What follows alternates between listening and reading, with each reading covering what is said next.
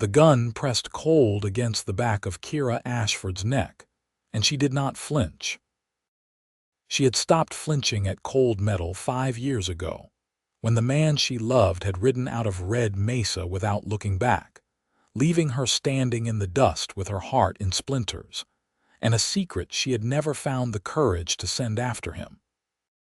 Now she stood in the middle of her own saloon, hands raised, the smell of spilled whiskey sharp in the air, and she thought about how strange it was that she could feel nothing except the sudden, violent certainty that she was about to die. "The deed," said the man behind her. His name was Colton Graves, and he smelled like tobacco and cruelty. "Sign it over, Miss Ashford, and I walk out of here. That is the only deal you are going to get tonight." "I have heard that before," Kira said, and her voice was steady. The saloon was empty. Her bartender, old Pete Malloy, was slumped behind the bar with a bleeding cut above his eye. The 2 men Graves had brought were posted at the front and back doors, rifles loose in their hands, watching her with the dull patience of men who did this kind of thing regularly. The oil lamp above the center table swayed gently, throwing amber shadows across the wanted posters on the wall. "Sign it," Graves said, pressing harder, "or I will put a bullet through that pretty head and claim you fell." Kira's fingers curled slowly at her sides. She thought, with a clarity that surprised her, that she had not signed anything in 5 years that she later felt proud of, and she was not going to start tonight. She thought about her daughter, asleep upstairs. She thought about the ranch on the edge of town that she had built from nothing, board by board, argument by argument, dollar by dollar. After everyone had told her a woman alone in 1883, Arizona Territory had no business trying to own anything at all. And then the back door exploded inward. Not metaphorically. The wood physically splintered off its hinges as something large and fast moved through it, and the guard who had been standing there made a single terrible sound and hit the floor.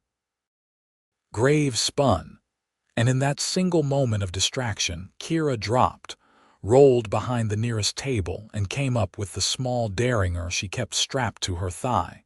She did not need to use it. The man who had come through the door was moving like weather. He was tall, broader in the shoulder than she remembered, dressed in a long trail coat the color of old rust, and his face was half shadow and half lamplight, but she knew it. She would have known it in absolute darkness. Xavier Irons. He had the second guard's gun hand twisted behind the man's back before the guard could shout, and he put him down with an efficiency that was almost gentle. And then he turned to Colton Graves, and whatever was in his face made Graves take 2 steps backward. "Drop it," Xavier said. His voice was exactly the same, low, certain, without performance. Graves dropped it. In the ringing silence that followed, Xavier looked across the saloon at Kira Ashford, and she looked back at him, and neither of them said anything for a long time. Then he said quietly, "I never stopped thinking of you." And Kira Ashford, who had not cried in 5 years, felt something crack open in the center of her chest. She had been 23 years old the first time she saw Xavier Irons, and she had not been looking for trouble. She had been looking for a crate of dry goods that the supply wagon had supposedly delivered to the wrong address, and she had been standing in the middle of the main street of Red Mesa, Arizona Territory, in the summer of 1878, arguing with a freight clerk who believed that women did not understand logistics. Red Mesa was a town that had been founded on hope and sustained by stubbornness. It sat in a fold of high desert between 2 rust-colored ridges, close enough to the newly extended railroad spur that it had begun to grow in ways that made both the hopeful and the ruthless take notice. There was silver in the hills to the north. There was water in the creek to the east. There was a land office that had been doing brisk and not always honest business for 4 years. And there was Kira Ashford, Recently arrived from Tucson with her late uncle's deed to a parcel of land, $40 in cash, and an absolute refusal to be told what she could and could not do. She had been arguing with the freight clerk for 11 minutes, which she knew because she had a watch, which she also was not supposed to have, apparently, because the clerk kept glancing at it with an expression of personal offense. "Madam," the clerk said, "I am telling you the manifest clearly shows delivery completed." "And I am telling you," Kira said, "that my storefront contains no crate of dry goods, so either your manifest is lying or your driver is, and either way it is your problem to solve." That was when she heard a low sound from the alley beside the freight office, the specific sound of someone being hurt, and without really deciding to, she stepped around the clerk and looked into the alley and saw 3 men and 1 man, and the 1 man was outnumbered but not, she noticed, afraid. Xavier Irons was 26 years old that summer, and he had the kind of face that people found hard to read quickly, which was a weapon in itself. He was leaning against the alley wall with a cut on his jaw and an expression of such unhurried calm that the 3 men trying to intimidate him appeared confused by it. She would later learn that this was how he looked at most things that frightened other people. "This is not your business," one of the 3 men said to him. "The woman asked for help," Xavier said. He was looking at a 4th figure, half collapsed near the alley's far end, a young Mexican woman who appeared to be clutching a torn sleeve to her arm. "So I made it my business." "Walk away, drifter," said the biggest of the 3. "You have no stake here." "I have a stake in the general principle," Xavier said. And then things got physical, and Xavier handled them with the same unhurried precision he handled everything, which Kira would come to understand was the most frightening thing about him. Not the speed or the strength, but the absolute lack of panic. When it was over, the 3 men were disarranged on the alley floor, and Xavier was crouching beside the injured woman, asking her in Spanish whether she could walk. Kira went to help. It seemed obvious. The young woman was Maria Fuentes, who worked at the laundry on the south end of town, and had made the mistake of refusing the attentions of a man whose friends felt his pride required avenging.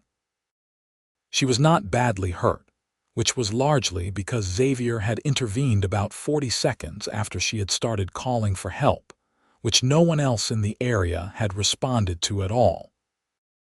Kira got Maria to the laundry and spent an hour making sure she was all right, and when she came back out to the street, Xavier was leaning against the hitching post outside the freight office, apparently waiting. "Your dry goods crate," he said, "was delivered to the Hendricks warehouse by mistake. I spoke to their man. He will have it sent over this afternoon." Kira stared at him. "How do you know about my crate?" "I heard the argument before the alley situation," he said. "It was a notable argument. You were eavesdropping." "I was passing by," he said, and there was something in his voice that was not quite a smile but occupied the same address. She should have thanked him and walked away. She knew that, even then. He was a drifter, which the town of Red Mesa treated as a classification somewhere between traveling merchant and minor threat, a man with no local address and no apparent plan to acquire one. He wore a colt on his right hip with the ease of long habit. His coat was dusty from the road. He had no obvious reason to be in Red Mesa and no obvious reason to stay, she said. "My name is Kira Ashford. I am opening a general store on the corner of Oak and 2nd. Can I buy you a meal?" He looked at her for a moment with those careful dark eyes. "Xavier Irons," he said. "Yes." That meal lasted 3 hours. The food was secondary. She asked him where he was from, and he said Oklahoma Territory originally, then several other places in order. She asked what he did, and he said he had done several things, some more legal than others, which she appreciated for its honesty. He asked about the store, and she told him the whole story. Her uncle, the deed, Tucson, the argument with the bank about whether a woman could hold a loan which she had eventually won. He listened the way very few people listened, with his full attention and without the underlying readiness to speak that most people wore as a mask for listening. When the meal was done, and the restaurant was starting to fill with the supper crowd, she thought he would leave. He was a drifter. Leaving was the whole theory. Instead, he said, "I have some experience with carpentry. Your storefront looked like it needed work on the front window frame." She did not know what to do with that, so she said, "All right." He spent a week fixing the window frame and several other things she had not yet gotten around to. He slept in the livery stable and paid for it with labor. He asked for nothing from her, which was so unusual that she spent the first 3 days waiting for the thing he was going to ask for. When it did not come, she began, cautiously, to trust him. By the end of the second week, she understood that she was in serious trouble of a kind she had no experience managing. Red Mesa in 1878 was not a forgiving environment for complications. The town had politics built on land and water rights, a sheriff named Bart Holloway who was competent but overstretched, a growing population with a shrinking patience, and a man named Gerald Graves who owned the largest parcel of land north of town and had decided, for reasons both financial and personal, that he wanted more. Gerald Graves was Colton Graves's father, a detail that would become very relevant much later. Xavier had been in towns like Red Mesa before, multiple times, in Texas and New Mexico and up into Colorado, and he understood the grammar of them. He understood which men were dangerous and which were only loud. He understood who held actual power and who held the appearance of it. He told Kira about Gerald Graves at the end of his second week in town, sitting on the step outside her store in the cooling evening. "He has been buying up deeds around the Northern Land Office," Xavier said. "3 properties in the last year. The sellers all had the same story: pressure, accidents, sudden discovery of debt. Your land is south of his main interest, but it abuts the creek access. He will come for it eventually." "How do you know this?" Kira asked. "I listen," he said. "And I have seen it before, different names, same pattern." She looked at him in the fading light. "Why are you telling me this?" He was quiet for a moment. "Because I would rather you knew than not knew." It was not a dramatic declaration. It did not need to be. She understood that something had shifted between them without requiring it to be named, and she sat beside him on that step while the stars came out over the red ridges. And for the first time since arriving in Red Mesa, she did not feel entirely alone. Over the following months, Xavier became a fixture in the town in the way that people who stay without announcing it sometimes do. He helped on the rail line expansion for 3 weeks when they needed extra hands. He fixed a roof for old Mrs. Callahan when her son did not come. He played cards at the saloon on Friday nights with a controlled restraint that both impressed and frustrated the other players. He was not, it turned out, a man of many words, but the words he chose were accurate, and people began to trust that accuracy. He and Kira moved toward each other the way slow water moves, without hurry, with absolute inevitability. She began leaving coffee on the step in the morning when she opened the store, and he began appearing for it. He began telling her things he observed about the town, and she began telling him things she had not told anyone else: the fear underneath the stubbornness, the loneliness underneath the competence, the grief for her uncle that she had not had time to properly feel. By Christmas of 1878, she had kissed him in the storeroom while he was helping her inventory, and he had been absolutely still for 1 second, and then kissed her back with a quiet intensity that rearranged something fundamental in the structure of her days. "I need to tell you something," he said after. "All right," she said. I have a dark past, he said, which was direct enough to be startling. I was not always the person I am now. I have done things I am not going to pretend were justified. I left Oklahoma under circumstances that were not clean. I have been running from something, and I have managed to put distance between myself and it, but I cannot promise you it will never find me here. She looked at him. What kind of something? A man, he said. His name is Harlan Dodd. He is a marshal now in New Mexico, but 3 years ago he was something else, and I witnessed something that he very much needs me to never testify to. He has not found me in 2 years. I believe he has nearly stopped looking, but he is not a man who fully stops. She should have been frightened. She examined herself honestly and found that she was not frightened, or not only that, she was also angry on his behalf, curious about the specifics, and deeply aware that this was a man who was telling her the truth when a lie would have been easier. "All right," she said. "Thank you for telling me." "That is it," he said. "What did you expect me to do?" He looked at her with those dark eyes that gave so little away and said, "Most people run." "I don't," she said. They were together after that with the quiet certainty of two people who have found the thing they did not know they were missing. He stayed. She built. The store succeeded.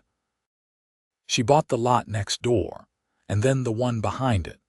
And then she began talking to the owner of the failing saloon at the corner of Main Street, and began to think about whether a woman could run a saloon in Red Mesa.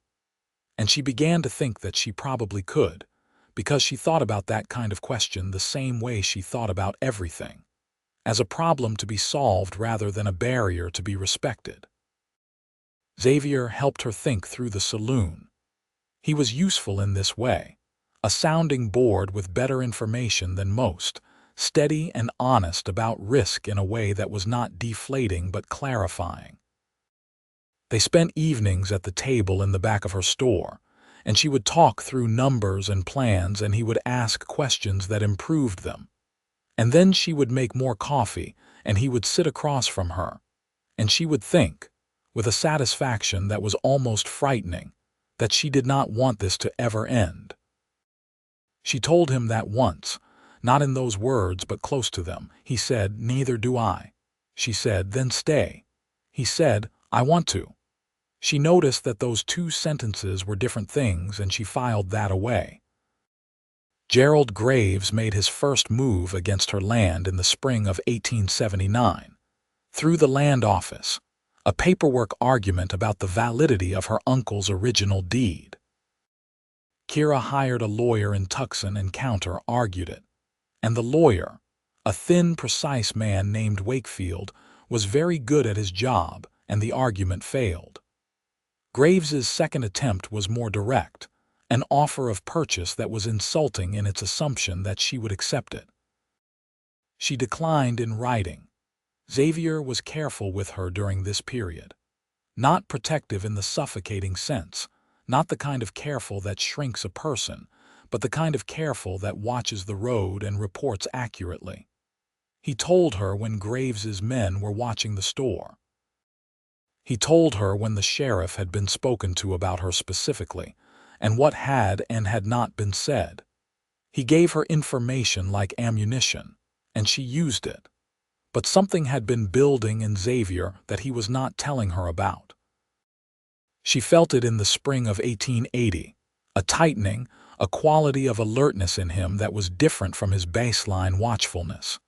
He slept less. He watched the road into town more. He started wearing his coat buttoned even when the weather did not require it. She asked him about it directly in April after she caught him standing at the window of the store at 2 in the morning, perfectly still in the dark. "Is it the man you told me about?" she said.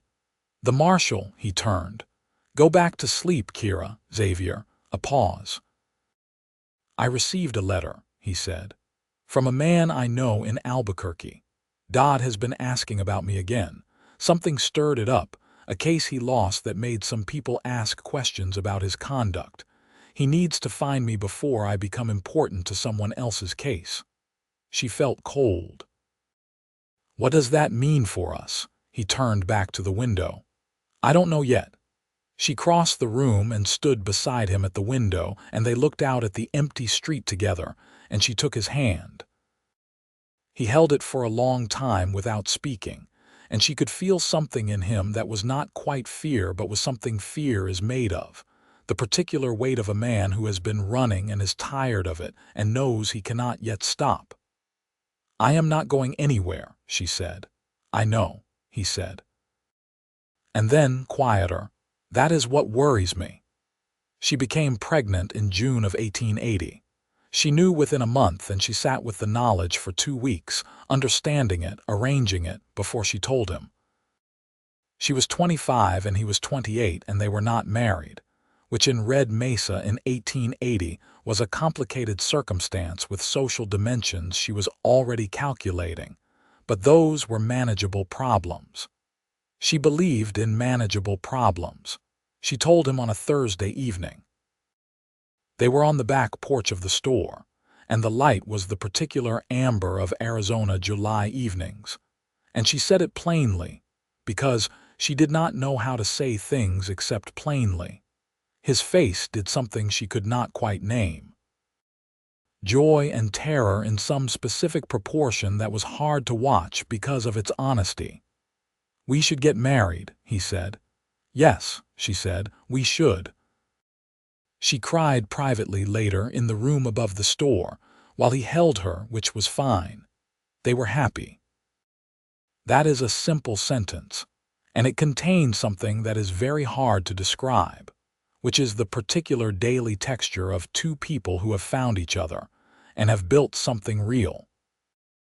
They were happy in the way that serious people are happy, which does not involve much dancing but involves a great deal of coffee at early hours and significant conversations, and laughter that comes from deep recognition and the specific comfort of being known. They were happy, and Kira was growing, and the store was growing, and Red Mesa was growing, and Kira was beginning negotiations to buy the failing saloon. And then Harlan Dodd came to Red Mesa. He arrived on a Tuesday in September of 1880, 3 months before the baby was due, riding a bay horse with a marshal's badge and 2 deputies, and a face like a closed door.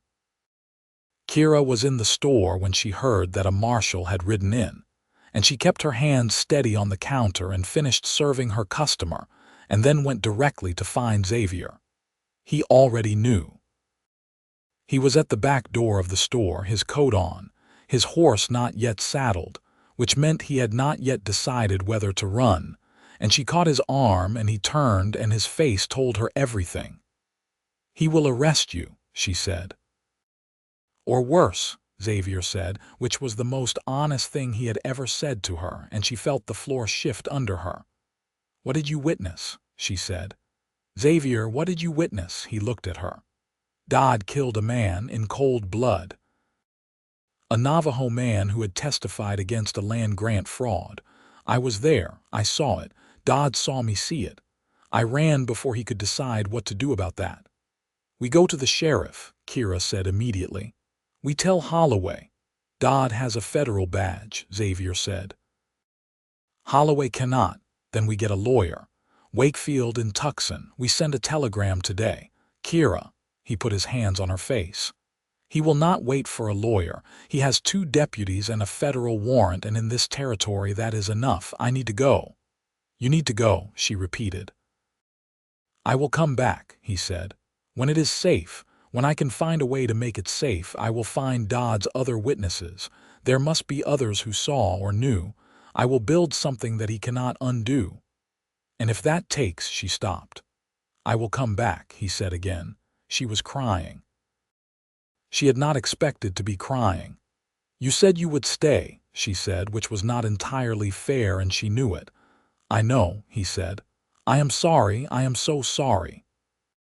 He kissed her, long and careful, with a thoroughness that felt like he was memorizing her, and he pressed his hand flat against her round stomach and looked at her for a moment longer than she could bear.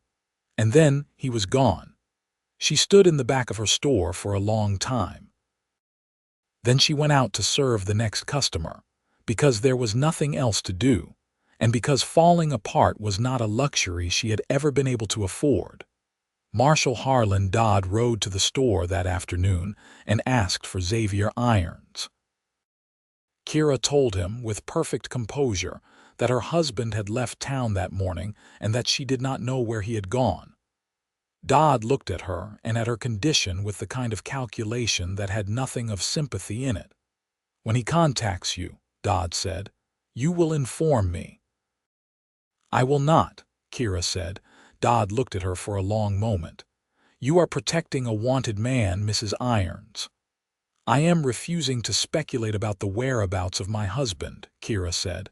"Those are different things, and I believe you know the difference, Marshal." Dodd left. He and his deputies spent 3 days in Red Mesa, asking questions, and then they rode north. Kira sent a telegram to the lawyer Wakefield in Tucson that same week, explaining everything she knew, and Wakefield began, very carefully, looking into the matter of Harlan Dodd, and a Navajo man named Thomas Runningwater, who had died outside Albuquerque in 1877. Their daughter was born in December of 1880, in the room above the store, delivered by the town's only doctor, a tired man named Caldwell who had seen most things and said little about them. Kira named her Rose. She was a healthy, loud, brown-eyed child who looked like her father around the eyes and like Kira around the jaw, which suggested she would be argumentative and observant, and Kira thought that was fine. Xavier did not come back in December. He did not come back in the spring of 1881.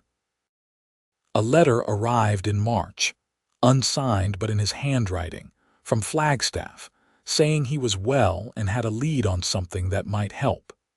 She wrote back to a general address he had included and sent the letter through the mail and did not know if he received it.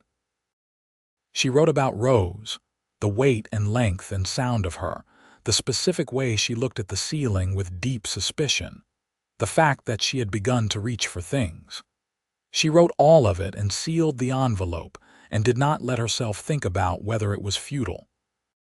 She bought the saloon in 1881, using a loan she negotiated herself, and she renamed it the Ashford House, and she ran it with the same intensity she brought to everything. She hired Pete Malloy as bartender, hired 2 women to run the card tables, hired a cook, and established a set of rules about conduct on the premises that she enforced without exception.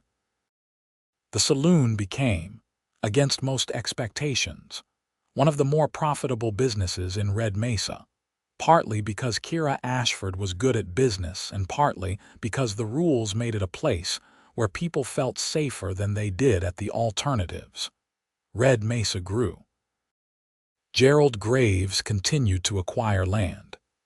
His son Colton, who was about 21 by then, began appearing around town with the loose swagger of a young man who had grown up being told the territory was his by right. He was not as smart as his father, but he was more openly threatening, which was in some ways more dangerous. Kira watched him and made note of him, and continued to refuse the offers that kept coming for her land. The second year without Xavier was harder than the first in a specific way. The first year had the texture of waiting, which is a kind of action. The second year began to feel like something else, like permanent configuration, like this was just her life now, the store and the saloon and Rose and the absence that had its own shape in every room. She wrote him less frequently. Not because she cared less, but because the words were getting harder to find, because writing to someone who might or might not be reading felt increasingly like shouting into a well. In 1882, she received a letter from the lawyer Wakefield. He had found a second witness to the death of Thomas Runningwater, a Navajo elder named Samuel who had been present, but had not spoken publicly out of very reasonable fear for his life. Wakefield was working with a federal attorney in Washington who had a particular interest in corrupt marshals following some recent scandals in the service. The case, Wakefield wrote, was not simple, but it was moving. She forwarded the letter to Xavier's last known address in Flagstaff, and then to 2 other addresses she had for him, and she did not know if he received any of them. 1883 arrived. Rose was 2 years old and already forming opinions about everything, most of them delivered at significant volume. Kira held both businesses and held Red Mesa at arm's length, and held herself together with the practiced efficiency of a woman who had decided that strength was not optional. And then, Colton Graves decided the time for offers was over. He had been making moves for 3 months. She knew that now in retrospect. Pressure on her suppliers, delays in her shipments, a rumor about the saloon's license that she had had to spend 3 weeks and considerable money countering. He had been softening the ground the way his father had taught him, and she had been watching it and fighting each piece of it and managing. And then on that Tuesday night in November, he came into the Ashford house with his 2 men after closing time and put a gun against the back of her neck and asked for the deed.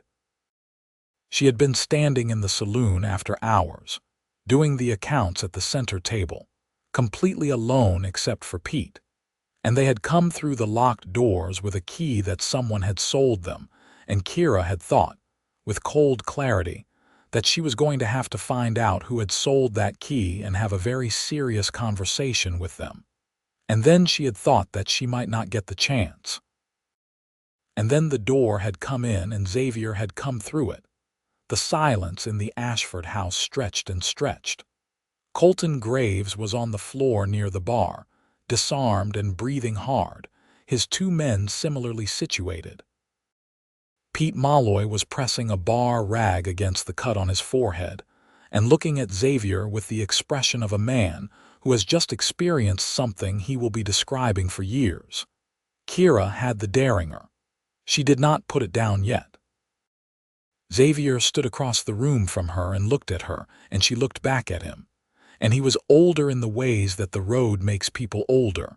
A little harder through the jaw, new lines beside his eyes, hair slightly longer, a scar on his left hand she did not recognize.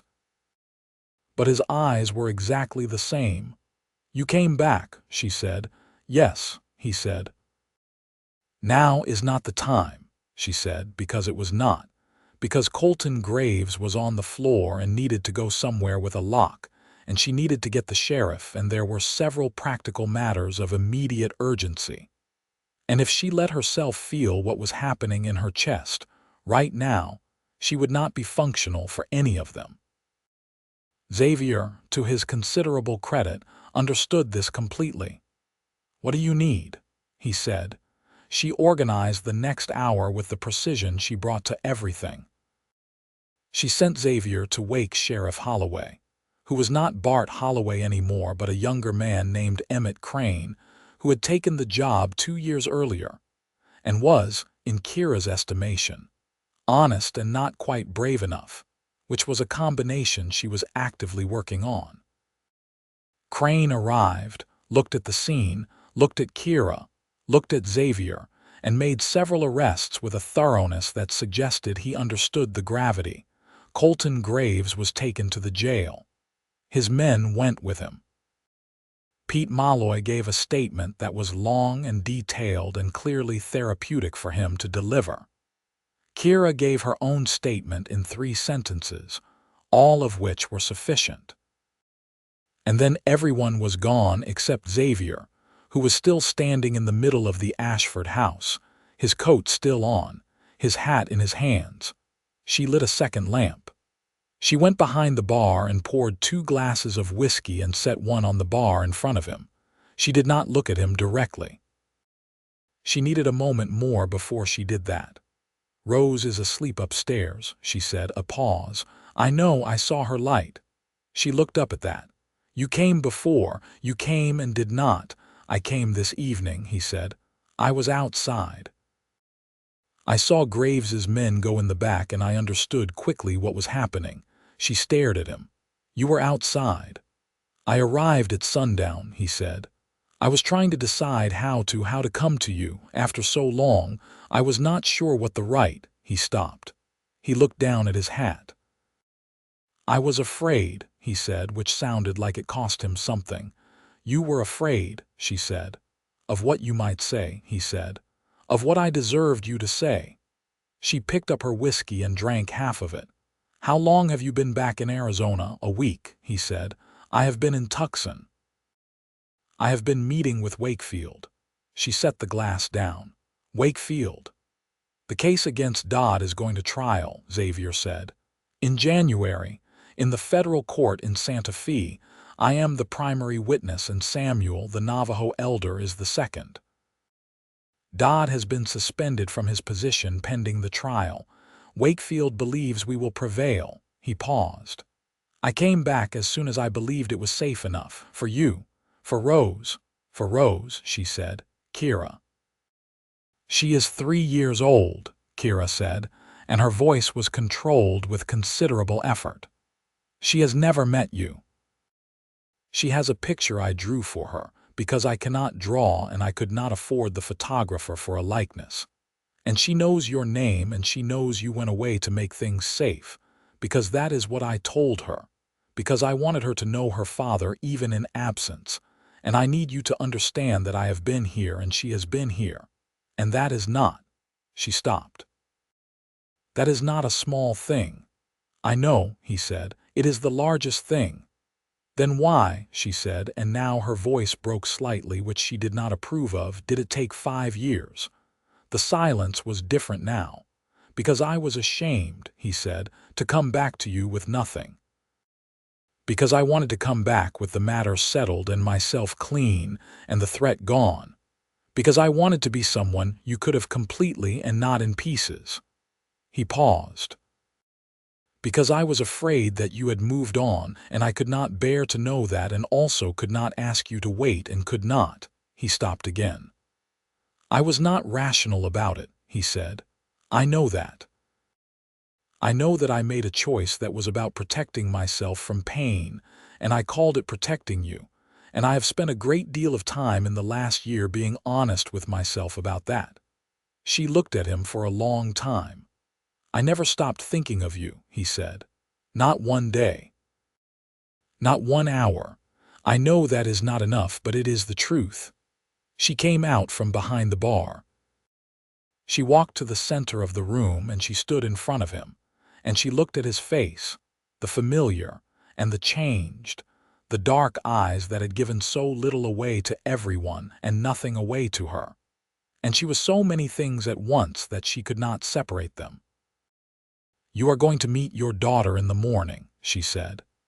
"And you are going to tell her that yourself, the part about going away to make things safe, because that at least is true. And then we are going to sit down together, all 3 of us, and we are going to figure out what happens next." "All right," he said. "And Xavier," she said, "yes. If you ever leave again without having the real conversation first," she said, "I will not wait." "I know," he said. "I would not expect you to." "Good," she said.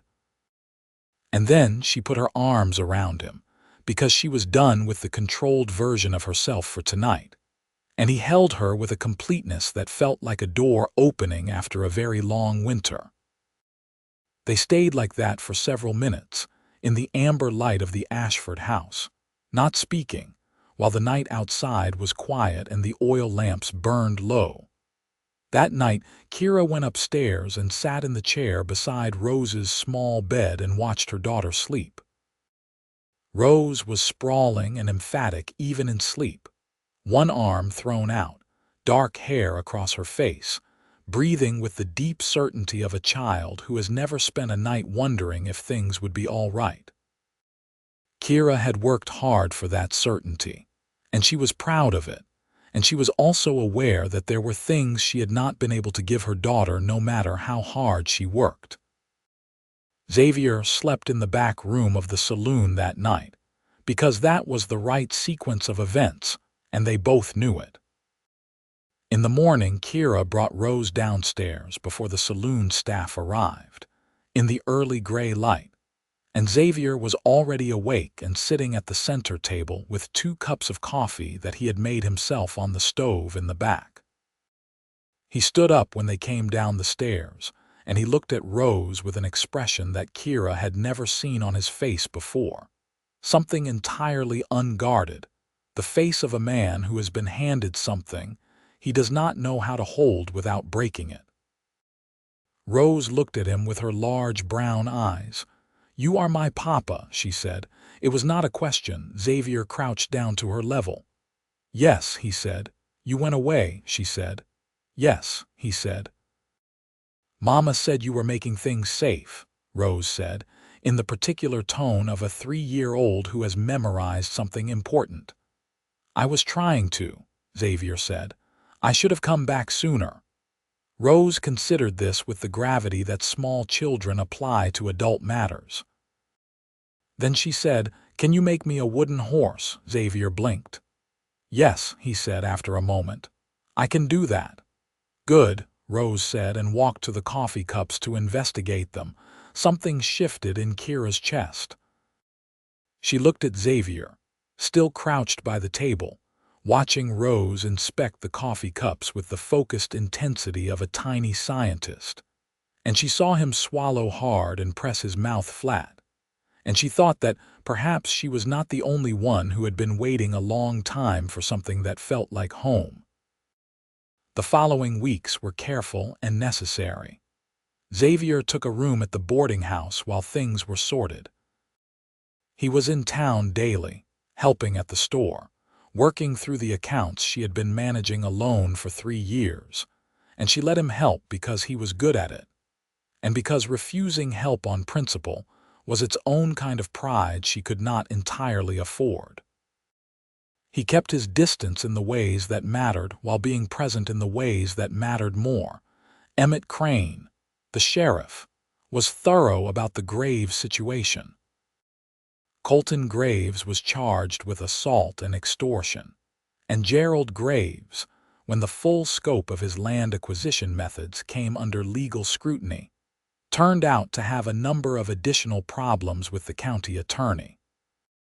It was not a fast process, but it was a real one, and Kira gave her statements with the complete precision she brought to all documentation and watched it move forward. The townspeople of Red Mesa had opinions about Xavier's return, which was inevitable. Some of them were voiced to Kira directly, which she handled with the expression she reserved for things that were none of anyone's business. Maria Fuentes, now married to a carpenter and mother of 2, told Kira directly that she was glad Xavier had come back, and that she hoped Kira would not let pride get in the way of something real, which was the kind of thing Maria said that was presumptuous and also correct. "I am not letting pride get in the way," Kira said. "You are being careful in the way that looks like pride from outside," Maria said. "There is a difference," Kira said. "I know," Maria said, "but I am not sure Xavier does." Kira thought about that on the walk home. The evening, she finally gave him the full force of what she felt was not dramatic. It did not occur at a significant moment or with symbolic weather.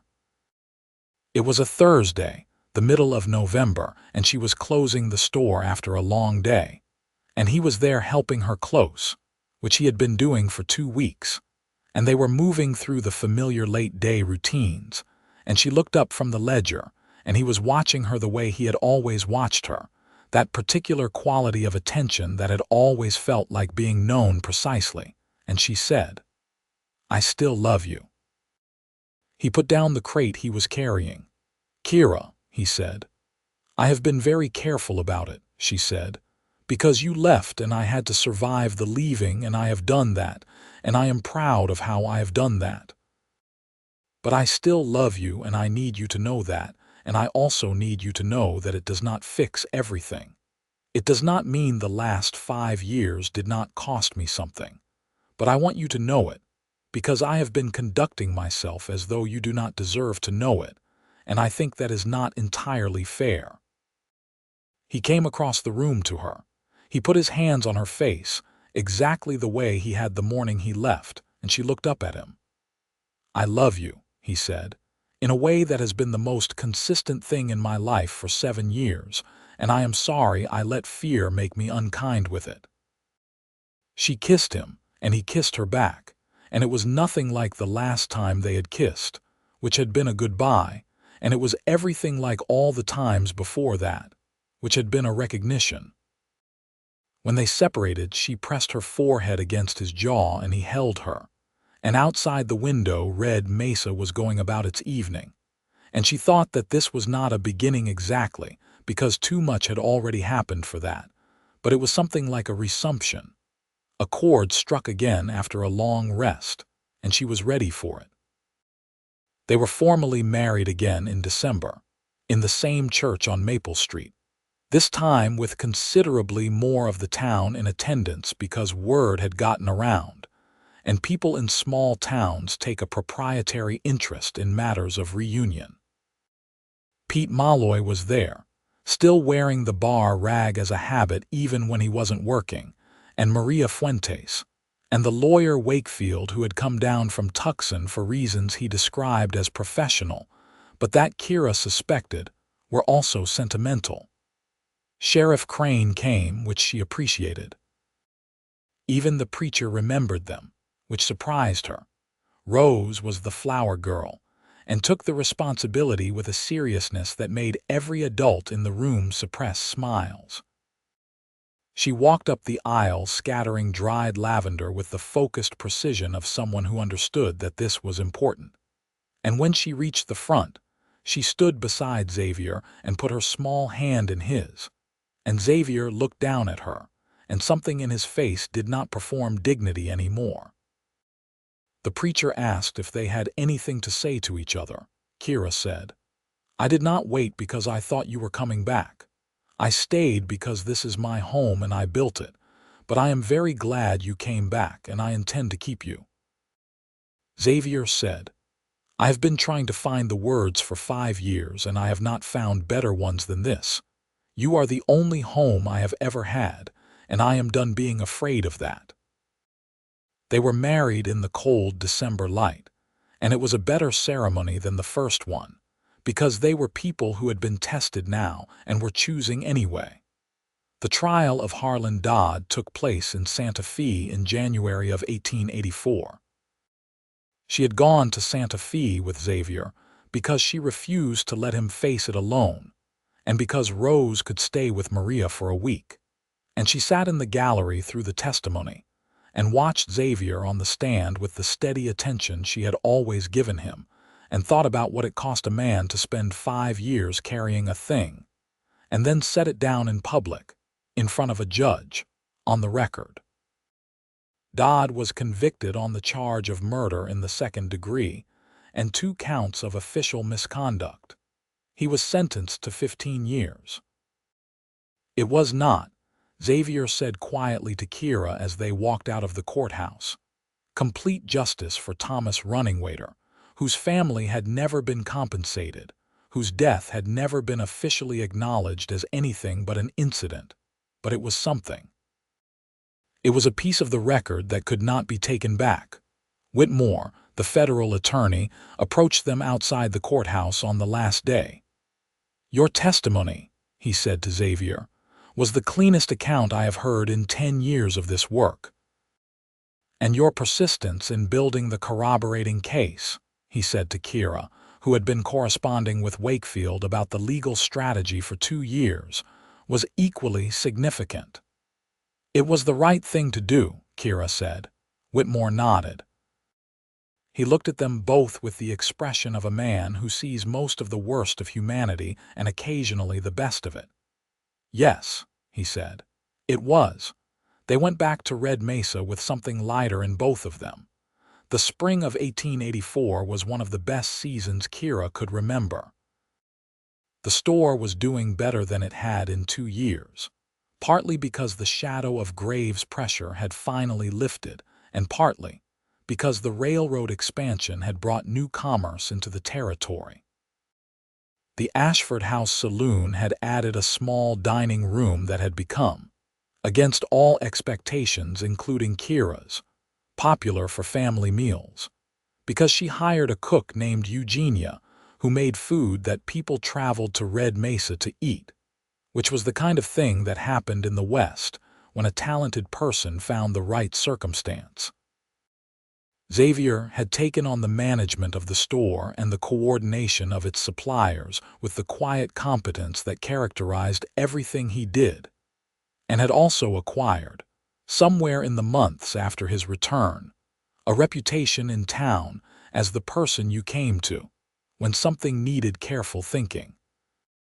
People did come to him, and he helped them, not in the way of a man who needed to be important, but in the way of a man who had skills and understood that skills were most useful when employed. Rose was learning to read at the school that had opened on Pine Street in the fall. She came home every day with opinions about her teacher and detailed observations about her classmates that she delivered to Kira and Xavier at supper in the manner of professional reports. She had Kira's jaw and Xavier's eyes and a personality that appeared to be entirely her own development, loud and curious and capable of a stubbornness that impressed even Kira. Xavier had made her the wooden horse. It lived on the shelf above her bed, and she named it Arrow. In May, Rose brought home a piece of paper from school with a drawing on it, a family portrait of the variety that children produce, with large heads and small bodies, and no particular regard for relative proportions. Kira was the tall figure with the long hair. Xavier was the figure with the hat. Rose was between them, slightly larger than both, holding a flower. Above the drawing Rose had written in the careful letters she was just learning, "Our family." Xavier looked at that drawing for a long time. "You all right?" Kira asked. "Yes," he said. "I am just very aware of how lucky I am." "Aware of what it cost," she said. "That too," he said. "Both things." She kissed him on the cheek and went back to what she was doing, and he put the drawing on the mantel above the fireplace in the store where it stayed for years. That summer Kira told Xavier she was pregnant again, and this time there was no terror in his face, only the joy at full strength, undiluted by complication. "Another one," he said. "Another one," she said.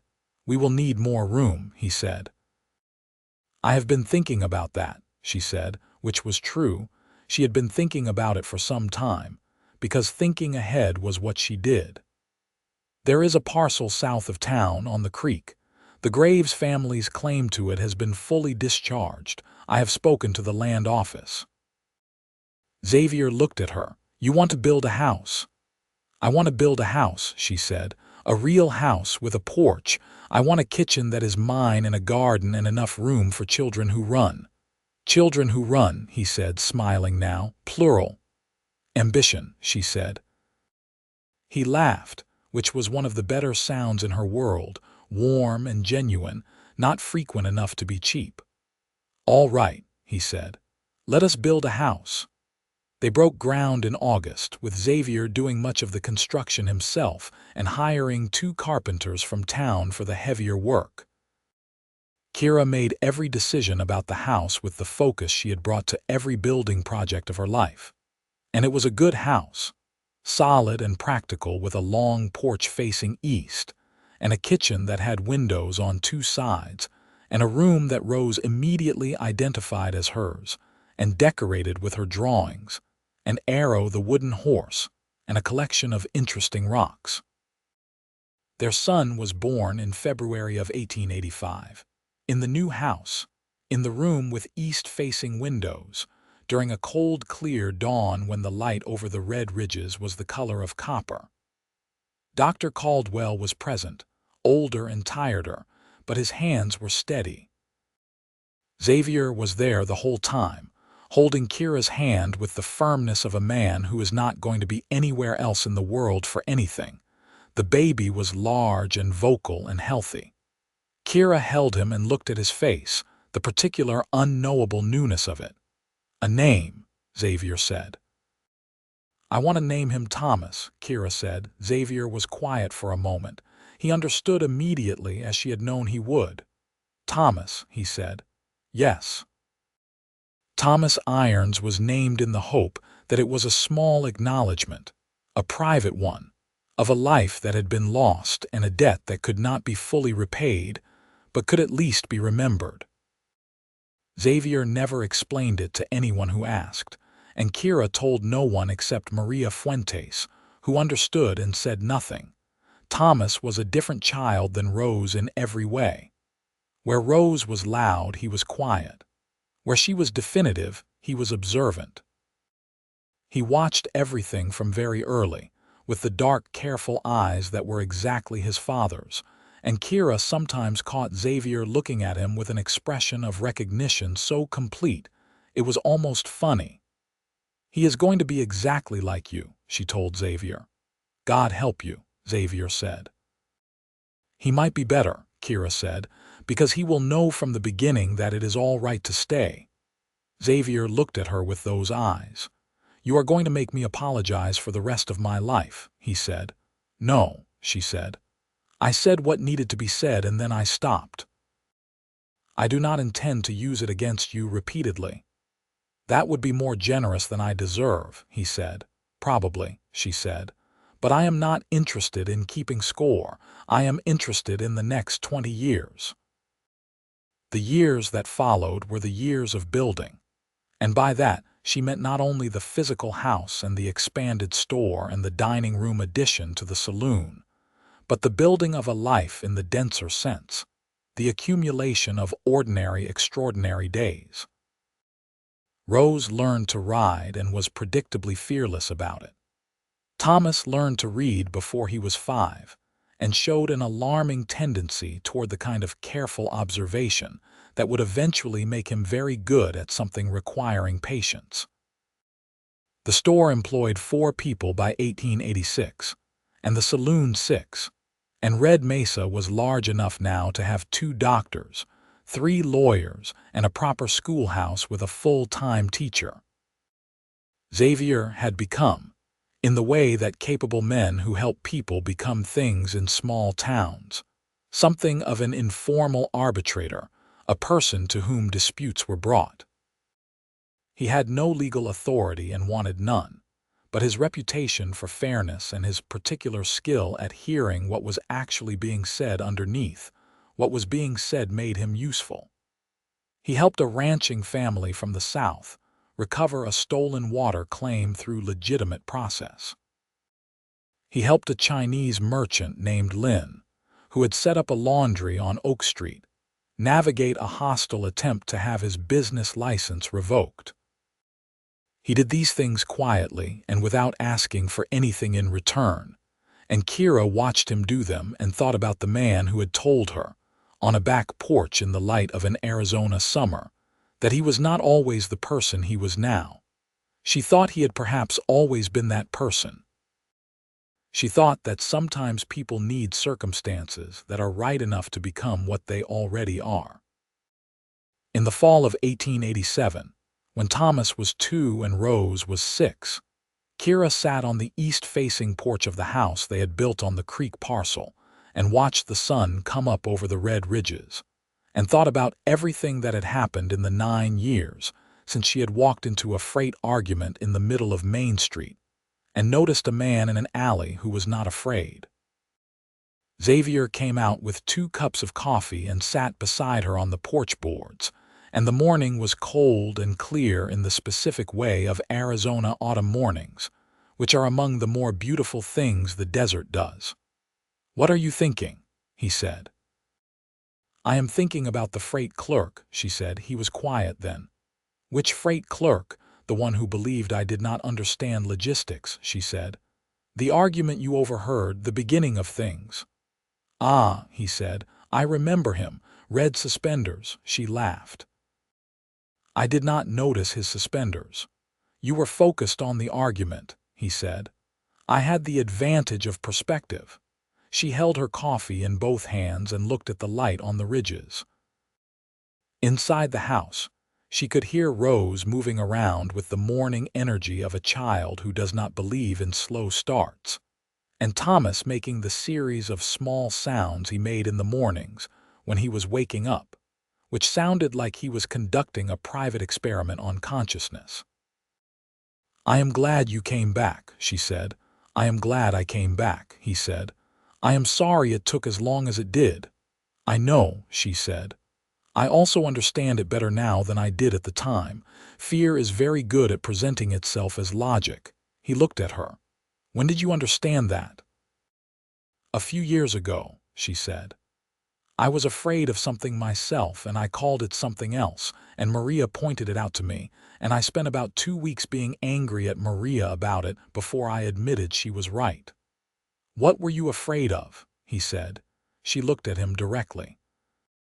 "That we would come back together and it would not be the same, and I would spend the rest of my life mourning what it had been." "And is it the same?" he said. She considered this honestly, because she did not do him the disservice of quick answers. "No," she said. "It is not the same.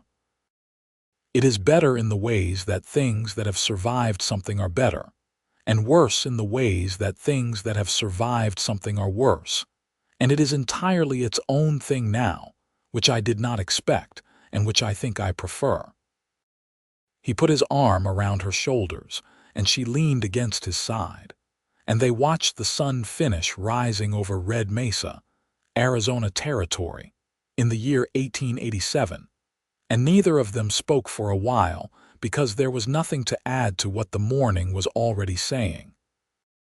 Rose came out onto the porch at a run, barefoot in the cold, holding Arrow the wooden horse and a piece of paper she had apparently been drawing on since before either of her parents was awake. "I drew the mountains," she announced, thrusting the paper at Xavier. He took it and looked at it with the careful seriousness he brought to all of Rose's artistic output. "These are excellent mountains," he said. "The red ones," she said, pointing at the ridges. "I can see that," he said. "Can I have coffee?" "No," said both her parents simultaneously. Rose sat down between them on the porch, apparently unbothered, and looked at the mountains she had drawn and then at the actual mountains, comparing them with the frank assessment of an artist reviewing her own work. "Thomas is awake," she said. "I know," Kira said. "He is making his experiment noises," Rose said. "I know," Kira said.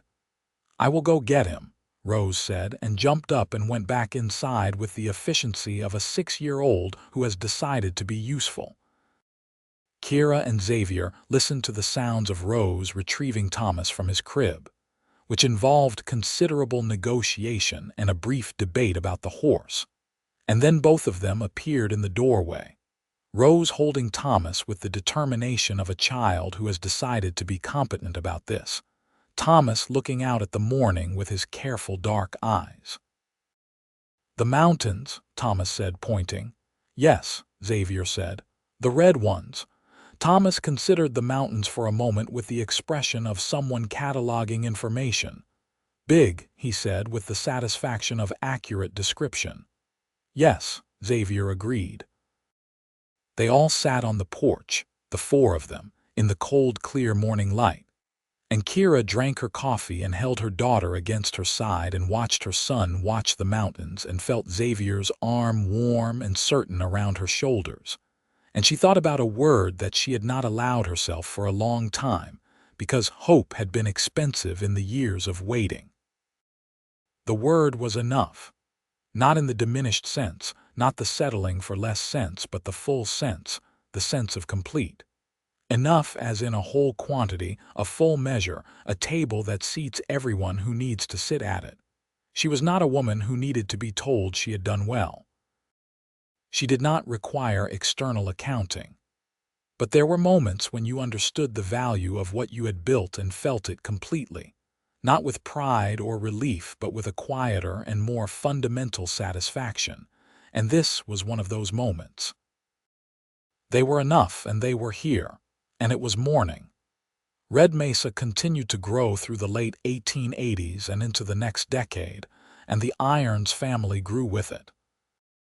The store became a general trading concern of some regional significance, exporting dried goods and leatherwork, and the particular dried pepper preparation that Eugenia had developed at the saloon kitchen, and that had developed a following in Tucson. Xavier added a small freight management operation that kept him busy and connected him to the wider network of commerce that was transforming the territory as the century moved toward its end.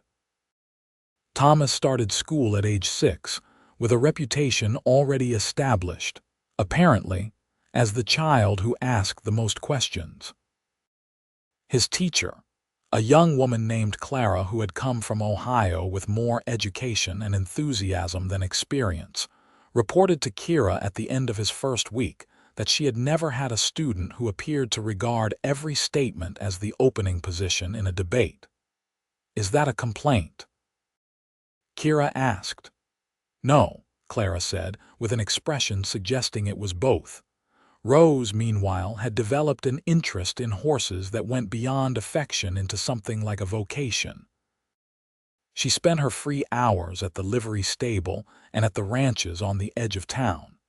And by the time she was 10, she was widely considered to know more about horses than most adults in Red Mesa, which Xavier took as natural and Kira took as a problem to manage constructively. The Graves family had been quiet since Colton's conviction. Gerald Graves had sold his remaining local holdings and relocated to Tucson in 1885, and Colton himself had served his time and departed the territory entirely upon release, which Kira considered the best possible outcome. The land near the creek that had once been the subject of their aggression was now the site of the Irons house, and a small, productive kitchen garden that Xavier maintained with a patience she had not expected from him. But that turned out to be characteristic of how he approached anything that required tending. In the early summer of 1890, a letter arrived from Albuquerque. It was from a man named Gerald Runningwater, who identified himself as the son of Thomas Runningwater, the man whose murder had led to Xavier's exile and subsequent return.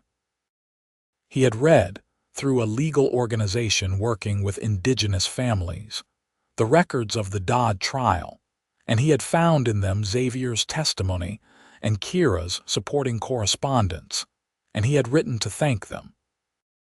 Xavier read the letter at the kitchen table and then sat for a long time without speaking. Kira did not interrupt him. Eventually he said, "He says the testimony gave his family something they did not have before, an official record, acknowledgement." "Yes," Kira said. "He says he would like to correspond if we are willing." "Are you?" she said. "Yes," he said, "very much." "I told him the name," Xavier said that night to Kira. "He did not know." "What did he say?" Kira asked. Xavier was quiet for a moment. "He said it was a good name," he said. "He said his father would have found it very strange and also very good." Kira looked at him. He was doing the thing with his face that was not quite crying but was in the same neighborhood. "Come here," she said. He came. In 1891, Kira discovered she was pregnant again, which at 36 she had not entirely anticipated but received with equanimity and considerable pleasure. She was a woman who had always known her own mind about what she wanted, and she had known for some time that she wanted one more child, though she had not said this to Xavier because she was not entirely certain of it herself until it became a fact. She told him on the porch in the morning the way she told him most things of importance. He was very still for a moment. "You are all right," he said, with the specific meaning of someone asking about health. "I am fine," she said. "I am very well, actually." He looked at her with something in his face she recognized as the combination of joy and gravity that had been his expression the first time as well, except that this time there was no fear in it. Just the two things in equal measure, both of them right. "Good," he said, and took her hand. Their second son was born in the spring of 1892. in the same room with the east-facing windows, on a morning that smelled like fresh grass coming through the creek. He was small but loud and had, from the first day, an expression of absolute determination that made Dr. Caldwell, now very old and nearly retired, say that this was a child who had plans. They named him Henry. Rose, at 11, took an immediate proprietary interest in him. Thomas, at 7, observed him for 3 days with careful neutrality before announcing that Henry was acceptable, which was about as warm as Thomas got about new information.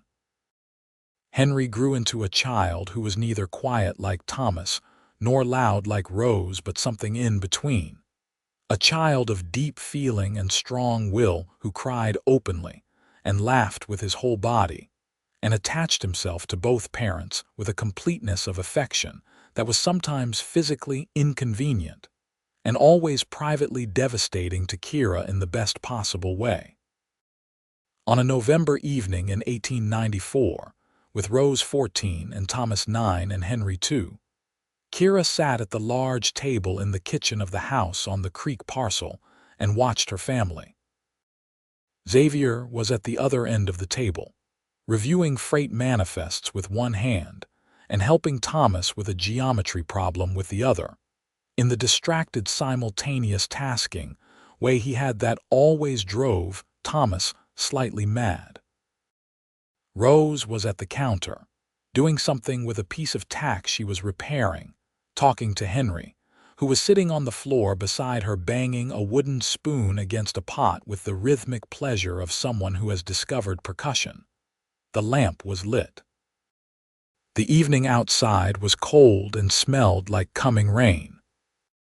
From the saloon downtown, there would be the Friday night sounds of Red Mesa in the decade's fullness, but here the sounds were domestic and familiar and layered, and Kira had her own accounts open in front of her, but she had stopped looking at them. Xavier looked up and caught her looking. "What?" He said.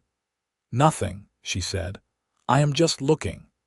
He understood this because he understood her, and he went back to his manifest and his geometry with the small expression that was not quite a smile but contained it. Rose said from the counter without looking up from the tack, "You two are the most embarrassing people I have ever met." "You have not met very many people," Thomas said. "I have met enough to know," Rose said. Henry banged his pot. Kira laughed, and the sound of it filled the kitchen, and Xavier looked up again with the expression she had loved for 16 years, the one that was rare and genuine and entirely hers.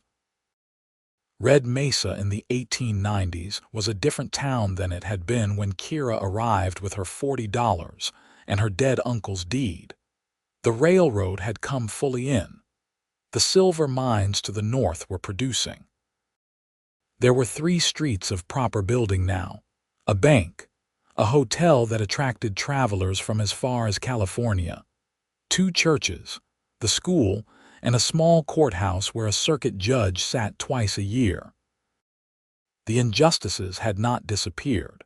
The Chinese residents on Oak Street still faced regular harassment and legal obstruction, and the Navajo and Apache families who came into town to trade were still treated by many with a contempt that Kira found both infuriating and historically coherent given what the territory had done to the indigenous peoples who had been there first.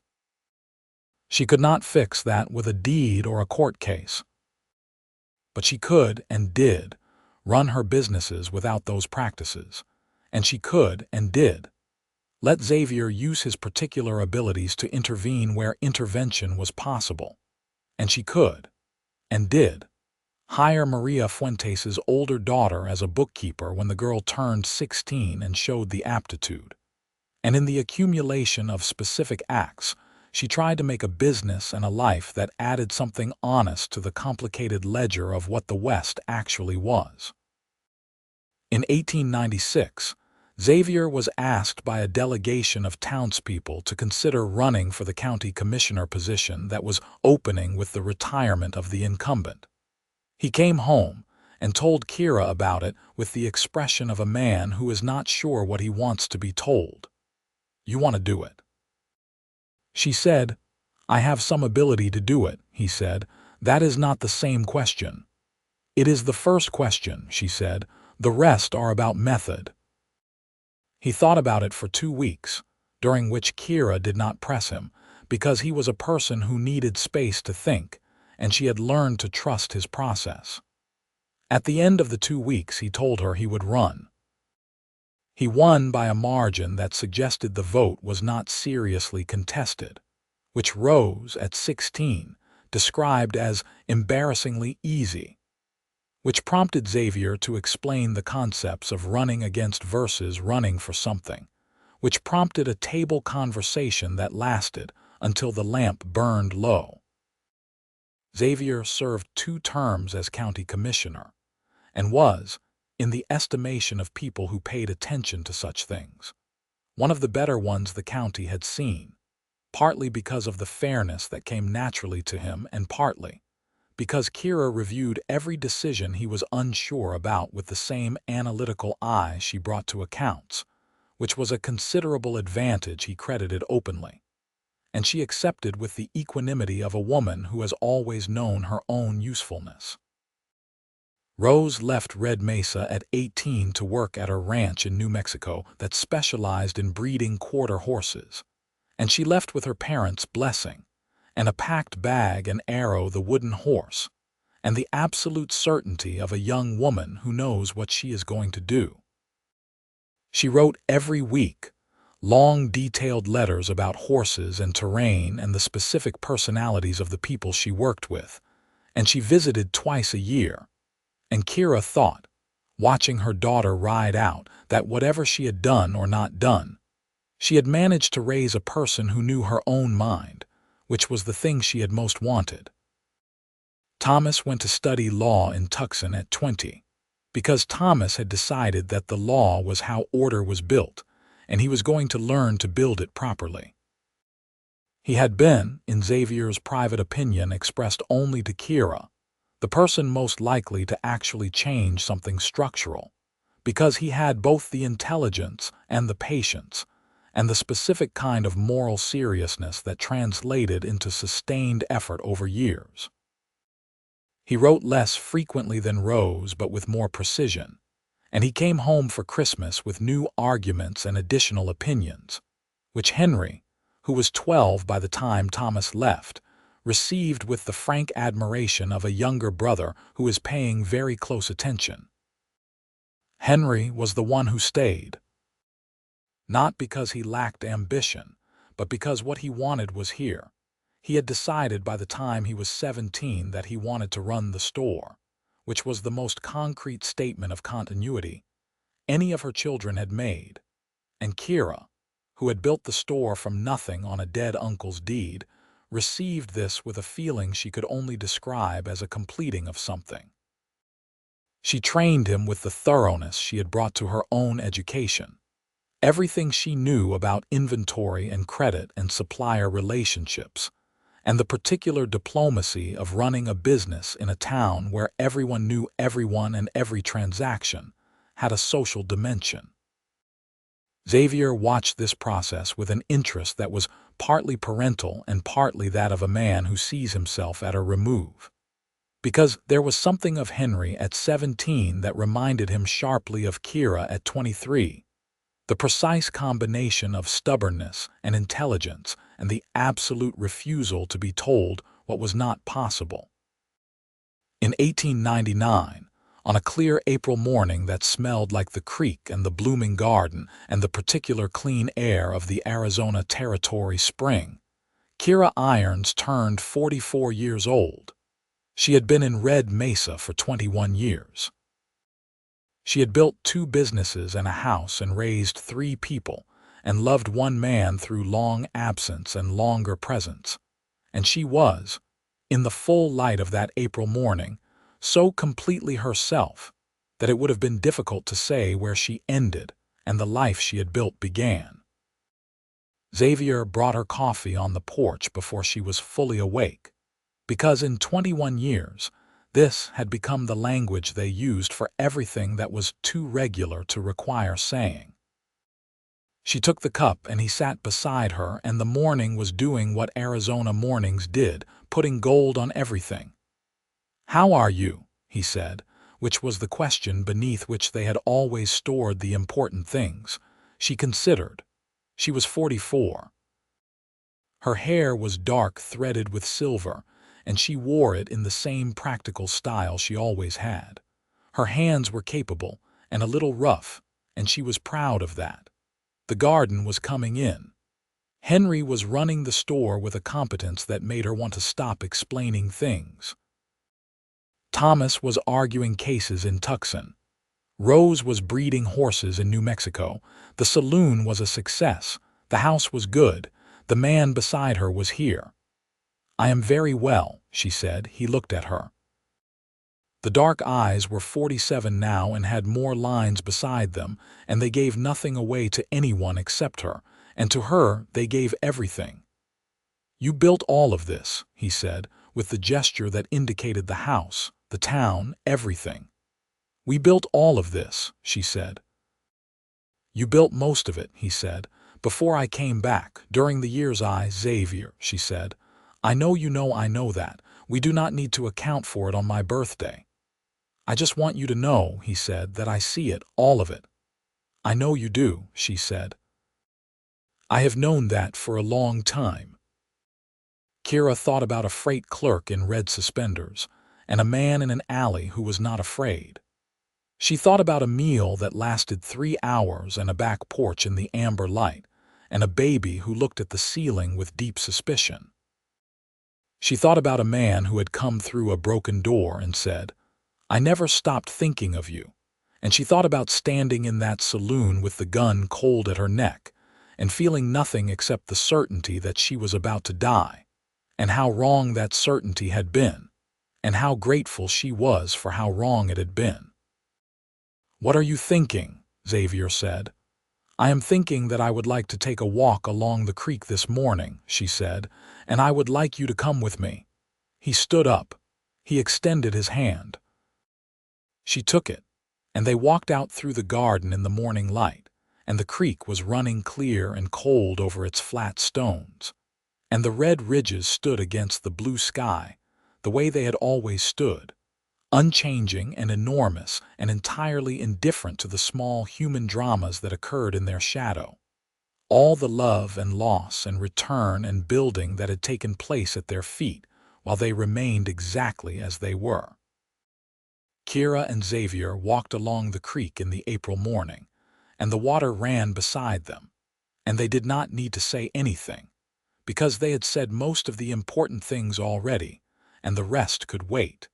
And what remained between them was not words, but something older than words and more reliable, the particular warmth of two people who have found each other in the vastness of the world and held on. They walked until the town came back into view below them, and then they stood and looked at it together, at the buildings and the streets and the smoke from the morning fires. "Home," Kira said. "Yes," said Xavier. "Home."